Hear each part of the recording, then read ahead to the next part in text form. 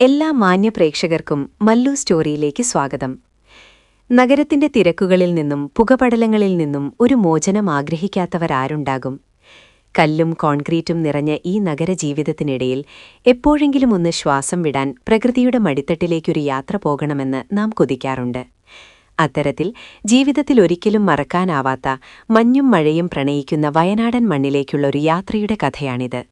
അർജുൻ, രാഹുൽ, സ്നേഹ, മായ വർഷമിലാരമ സുഹൃത്തുക്കറാണെന്ന് മാറിതീരും. കൊച്ചിയിലെ ഒരു പ്രമുഖ IT കമ്പനിയിൽ ജോലി ചെയ്യുന്ന ഇവർക്ക് മാസാവസാനത്തെ ആ ശനിയാഴ്ച ഒരു ശാപമോക്ഷം പോലെയായിരുന്നു. വെള്ളിയാഴ്ച രാത്രി 10 മണിയോടെ അവർ കൊച്ചിയിൽ നിന്നും യാത്ര തിരിച്ചു. അവരുടെ ലക്ഷ്യം മറ്റൊന്നുമല്ല, പച്ചപ്പിന്റെ കൂടാരമായ വയനാട്. രാത്രിയുടെ നിശബ്ദതയിൽ കാർ കുതിച്ചുപാഞ്ഞു. ഡ്രൈവിൽ സീറ്റിൽ രാഹുലാണ്. തമാശകളും പാട്ടുമായി അവർ യാത്ര ആഘോഷമാക്കി. പുലർച്ചെ ഏകദേശം 3 മണിയോടെ അവർ താമരശ്ശേരി ചുരത്തിന്റെ അടിവാരത്തെത്തി. വയനാടൻ യാത്രയുടെ ഏറ്റവും മനോഹരമായ ഭാഗം തുടങ്ങുന്നത് ഇവിടെ നിന്നാണ്. 9 ഹെയർപിൻ വളവുകൾ. ഓരോ വളവ് പിന്നിടുമ്പോഴും താപനില കുറഞ്ഞുവരുന്നത് അവരറിഞ്ഞു. ജനൽ ചില്ലുകൾ താഴ്ത്തിയപ്പോൾ ഉള്ളിലേക്ക് ഇരച്ചു കയറിയത് തണുത്ത കാറ്റും കാടിന്റെ ഗന്ധവുമായിരുന്നു. 9ാമത്തെ വളവെത്തിയപ്പോഴേക്കും മൂടൽമഞ്ഞ് അവരുടെ കാഴ്ചയെ മറച്ചു തുടങ്ങിയിരുന്നു. ലക്കിടിയിലെ വിനു പോയിന്റിൽ കാർ നിർത്തി പുറത്തിറങ്ങിയപ്പോൾ ചുറ്റും വെളുത്ത പുക പോലെ മഞ്ഞു പുതച്ചു നിൽക്കുന്നു. താഴെ താഴ്വരയിൽ തളിയുന്ന നഗരത്തിന്റെ വിളക്കുകൾ നക്ഷത്രങ്ങളെപ്പോലെ തിറങ്ങി. ഇതാണ് സ്വർഗം, മായ ആവേശത്തോടെ വിളിച്ചു പറഞ്ഞു. ആ തണുപ്പിൽ ഒരു കട്ടൻ ചായ കുടിക്കുന്നത് നൽകുന്ന സുഖം ഒന്ന് വേറെ തന്നെയാണ്. വഴിയരികിലെ തട്ടുകടയിൽ നിന്നും ആവി പറക്കുന്ന കട്ടൻ ചായയും ബിസ്ക്കറ്റും കഴിച്ച് അവർ വീണ്ടും യാത്ര തുടർന്നു. അവർ ബുക്ക് ചെയ്തിരുന്നത് കൽപ്പറ്റയിൽ നിന്നും കുറച്ചു മാറി വനത്തോട് ചേർന്നുള്ള ഒരു പഴയ ഹോം സ്റ്റേയിലായിരുന്നു. നേരം വെളുത്തു തുടങ്ങിയപ്പോൾ വയനാടിന്റെ യഥാർത്ഥ സൗന്ദര്യം അവർക്ക് മുന്നിൽ വെളിപ്പെട്ടു. തേയിലത്തോട്ടങ്ങൾ, പച്ചപ്പട്ടു വിരിച്ച മലനിരകൾ, അതിനിടയിലൂടെ നൂലുമഴ പോലെ പെയ്യുന്ന മഞ്ഞ്. ഹോം സ്റ്റേയിലെത്തിയപ്പോൾ അവരെ സ്വീകരിച്ചത് രാഘവൻ ചേട്ടൻ എന്ന പ്രായമായ മനുഷ്യനായിരുന്നു. ആ പഴയ വീടിന് ഒരു വല്ലാത്ത ഗന്ധമുണ്ടായിരുന്നു. മണ്ണിന്റെയും തടിയുടെയും പിന്നെ പഴമയുടെയും ഗന്ധം. കുറച്ചു നേരത്തെ വിശ്രമത്തിനു ശേഷം അവരടുത്തുള്ള ഒരു വെള്ളച്ചാട്ടം കാണാനിറങ്ങി. രാഘവൻ ചേട്ടൻ അവർക്കൊരു മുന്നറിയിപ്പ് നൽകിയിരുന്നു. മഴ പെയ്യാൻ സാധ്യതയുണ്ട്, കാടിനുള്ളിലേക്ക് അധികം കയറരുത്. എന്നാൽ സാഹസികത ഇഷ്ടപ്പെടുന്ന ആ കൂട്ടുകാർ ആ മുന്നറിയിപ്പ് അത്ര കാര്യമാക്കിയില്ല. അവർ നടന്നത് ഒരു രഹസ്യ വഴിയിലൂടെയായിരുന്നു. കാടിന്റെ ഉള്ളിലേക്ക് പോകുന്തോറും വെളിച്ചം കുറഞ്ഞുവന്നു. പക്ഷികളുടെ കരച്ചിലും മരങ്ങളുടെ ഇലകൾ അനങ്ങുന്ന ശബ്ദവും മാത്രം. പെട്ടെന്നാണ് അന്തരീക്ഷം മാറിയത്. ആകാശം കറുത്തിരുണ്ടു. മിനിറ്റുകൾക്കുള്ളിൽ കനത്ത മഴ പെയ്യാൻ തുടങ്ങി. വയനാടൻ മഴ അതിശക്തമാണ്. അവർക്ക് ചുറ്റും ഒന്നും കാണാൻ കഴിയാത്ത വിധം മഴ തകർത്തു പെയ്തു.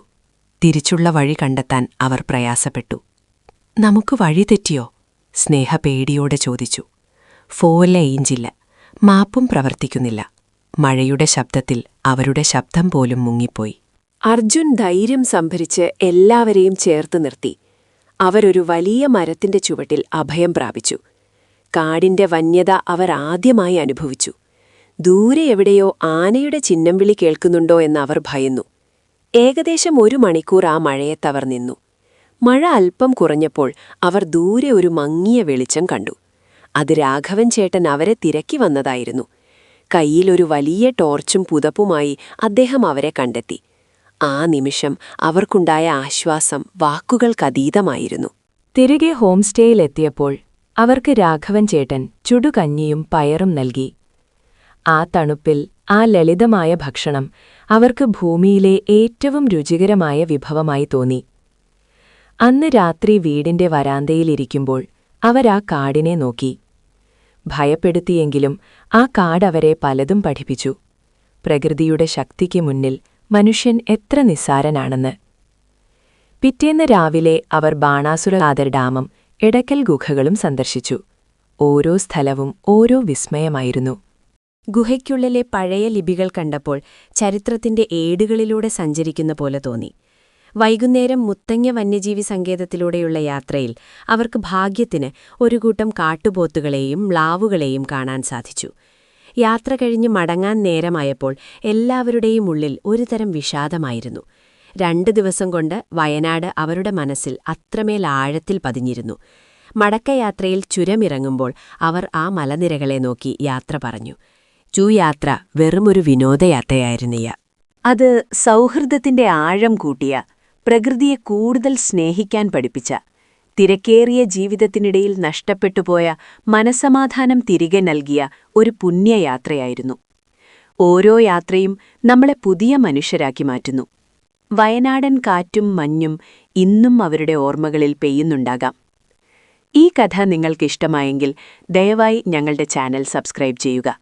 ഇതുപോലുള്ള കൂടുതൽ യാത്രാവിവരണങ്ങൾക്കും കഥകൾക്കുമായി ആ ബെൽ ബട്ടൺ കൂടി അമർത്തുക. നിങ്ങളുടെ വിലയേറിയ അഭിപ്രായങ്ങളും നിർദ്ദേശങ്ങളും താഴെ കമന്റ് ബോക്സിൽ രേഖപ്പെടുത്താൻ മറക്കരുത്. നിങ്ങളുടെ ഓരോ കമന്റും ഞങ്ങൾക്ക് വലിയ പ്രോത്സാഹനമാണ്. മറ്റൊരു മനോഹരമായ കഥയുമായി നമുക്ക് വീണ്ടും കാണാം. അതുവരെ നന്ദി, നമസ്കാരം.